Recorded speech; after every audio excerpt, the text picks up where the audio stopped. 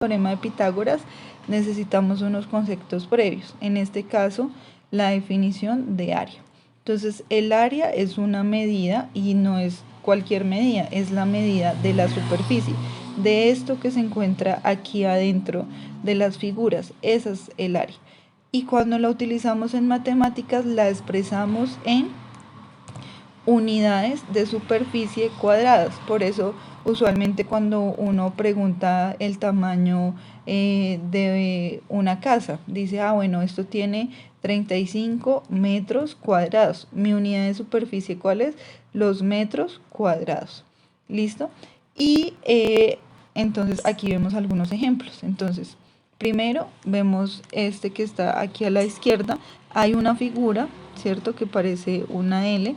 Y el área de esa figura son los cuadritos que están por dentro, los que yo puedo tocar, porque esa es su unidad de medida. La unidad de medida es este cuadrado.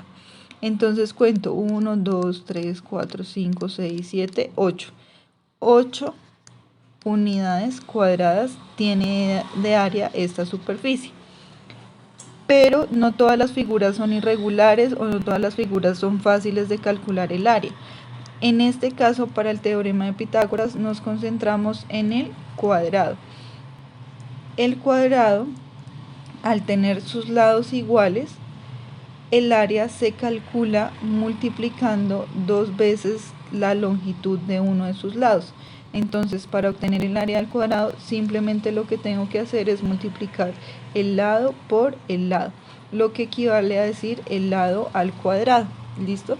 Cuando yo tengo una multiplicación de la misma cantidad varias veces, pues utilizo la potencia, y dependiendo de la cantidad de veces, pues es el número que voy a escribir. En este caso es el 2 porque tengo multiplicado 2 veces. Esto es importante tenerlo en cuenta porque ahorita vamos a mirar la definición del teorema de Pitágoras. Otro elemento importante para entender el teorema de Pitágoras es que nos acordemos de esto que vimos por allá en los primeros ciclos, que tiene relación con la clasificación de los triángulos. Entonces, los triángulos se pueden clasificar de varias maneras. Acá pues les ubico dos, una según sus lados y otra según sus lados, sus ángulos. Entonces, según sus lados, si todos los lados miden lo mismo, entonces se llaman equiláteros. Si solo dos laditos miden lo mismo, se llaman isósceles. Y si todos son diferentes, se llaman escalenos. Ahora, según los ángulos, esta es la parte que más nos interesa para el teorema de Pitágoras. Si el triángulo tiene un ángulo recto, es decir, uno de sus ángulos mide 90 grados, se llama un triángulo rectángulo. Si todos sus ángulos miden menos de 90 grados, se llaman agudos. Y si hay un ángulo acá que mide más de 90 grados, se llama obtusángulo. Para el teorema de Pitágoras, nosotros nos vamos a concentrar simplemente en los triángulos rectángulos. Y entonces vamos a recordar que un triángulo rectángulo tiene unas características particulares o unos nombres especiales. Primero, que los lados que forman el ángulo recto reciben un nombre y reciben el nombre de cateto. Hay un cateto 1 y un cateto 2 porque son dos lados los que forman ese ángulo recto. Y el lado que no forma el ángulo recto, este que voy a subrayar en amarillo, se llama hipotenusa. En esto es lo que nos vamos a concentrar. En triángulos rectángulos, recordando los nombres de sus lados. Catetos para los que forman ángulo recto e hipotenusa para el que no está formando ese ángulo recto. Ahora, ¿qué me dice el teorema de Pitágoras? Me dice, usted tiene un triángulo rectángulo. Y si usted tiene un triángulo rectángulo, se cumple esta igualdad. Solamente funciona esto para triángulos rectángulos. Para el resto de los triángulos no funciona. Solamente para los triángulos rectángulos. ¿Qué me dice? Que si usted levanta un cuadrado en la hipotenusa, acá como ven en la figura, ese cuadrado, el área de ese cuadrado es igual a sumar el área de los cuadrados que usted dibuje en los lados. Entonces yo tengo un triángulo rectángulo y a ese triángulo rectángulo le hago cuadrados en cada lado. Y la igualdad lo que me dice es que el área de esos cuadrados tiene una relación, y la relación que tiene es que si sumo el cuadrado de los catetos va a equivaler al área del cuadrado de la hipotenusa. Y aquí les he traído esta imagen para que nos demos cuenta que no funciona si el triángulo es un triángulo diferente a un triángulo rectángulo. Miremos acá, tengo este triángulo rectángulo, ¿cierto? Y he dibujado los cuadrados a cada lado, ¿sí? Y los he dividido de una manera particular. Al colocar cada una de estas figuras, yo la puedo ubicar en el cuadrado de la hipotenusa y al final rellenar todo el cuadrado, miren. Eso hace que intuitivamente veamos que las áreas equivalen, es decir, que la suma de esta área del cuadrado morado más la suma de esta área que tiene estas cuatro figuras equivale al área del cuadrado grande. Pero ¿qué pasa si yo tengo un triángulo que no es rectángulo? Pues que la igualdad no funciona. Miren, con las fichas que me salieron de los cuadrados de los lados no logro formar el cuadrado más grande. Entonces por eso este es un teorema que solamente se aplica a triángulos rectángulos. Y otra de las variantes que tiene este teorema es que significa lo siguiente.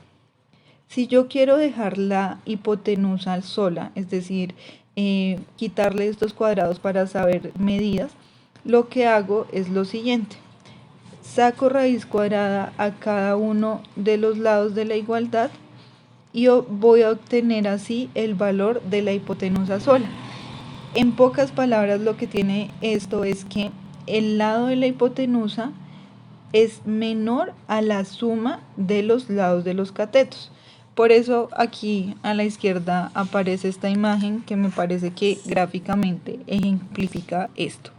Y es, si ustedes van caminando por la esquina de un lugar, si caminan los lados, digamos los bordes de esa esquina, van a caminar más que caminando por la diagonal de esa esquina, ¿sí? Eso es lo que básicamente me dice el teorema, que la distancia de la diagonal es más corta que la distancia de los lados de la esquina. Por eso aquí aparece esta gráfica que está también ambientada a los siglos pasados donde existió Pitágoras, y pues se ve a él solo caminando esa diagonal porque pues se da cuenta que camina menos si camina en diagonal. Entonces aquí para explicar uno de los ejemplos que aparece en la guía, entonces tenemos que hay un tejado, ¿sí? Y queremos saber la altura de esta ventana. Entonces para eso vamos a utilizar el teorema de Pitágoras. ¿Por qué el teorema de Pitágoras? Porque el triángulo que se está formando es un triángulo rectángulo y con ese teorema yo puedo descubrir la medida de cualquiera de los lados del triángulo. Entonces, el teorema me dice hipotenusa al cuadrado es igual a cateto 1 al cuadrado más cateto 2 al cuadrado. ¿Listo? Entonces vamos a reemplazar valores. Entonces, la hipotenusa vale 15 metros y esto tengo que elevarlo al cuadrado. El cateto 1 no lo conozco, es lo que me están preguntando. Más 6 metros al cuadrado, ¿cierto? Que es lo que equivale el otro lado. Entonces esto me quedaría de la siguiente manera. 6 por 6. 6 por 6. Va a ser 36. Y a este lado tengo 15 por 15. Entonces vamos a hacer acá la operación, si no nos acordamos, 5 por 5, 25, llevo 2, 5 por 2, 10 y 2 que llevaba 12, 1 por 5, 5, 1 por 1, 1 y sumamos. 6, 7, perdón, 5, 2 y 5, 7, 275 metros cuadrados. Lo mismo que acá, metros cuadrados.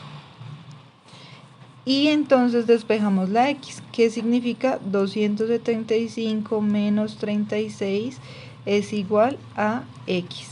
¿Listo? A x al cuadrado. Porque eso es lo que me dice el teorema de Pitágoras. Entonces ahora hago la resta. ¿Cuánto es 15 menos 6? Es 9. 6 menos 3 es 3 y me queda 239. Es decir que el valor de este cateto, el valor de este lado del triángulo, equivale realmente a la raíz cuadrada de 239. Y se preguntarán ustedes por qué. Porque para despejar este cuadrado que aparece acá, yo tengo que aplicar raíz cuadrada a ambos lados de la igualdad. Por eso esto equivale a ese valor, a la raíz cuadrada de 239. Y ustedes en la guía pueden observar el valor más exacto. Entonces ya con esto pues explicamos los valores o los ejercicios que aparecen en esta guía. Entonces en esta guía aparecen 3 ejercicios que se resuelven utilizando o el teorema de Tales, ¿cierto? El teorema de Tales o el teorema de Pitágoras. Entonces vamos a leer uno a uno y vamos a indicar cuál teorema tenemos que utilizar. Entonces, hallar las medidas de los segmentos A, entonces acá está el segmento A, y hallar la medida del segmento B. Si ustedes lo observan a simple vista, se van a dar cuenta que este triángulo tiene la forma del teorema de Tales. ¿Por qué? Porque tiene un triángulo grande y un triángulo pequeño en su interior, es decir, tiene figuras semejantes. Entonces, este corresponde al teorema de Tales.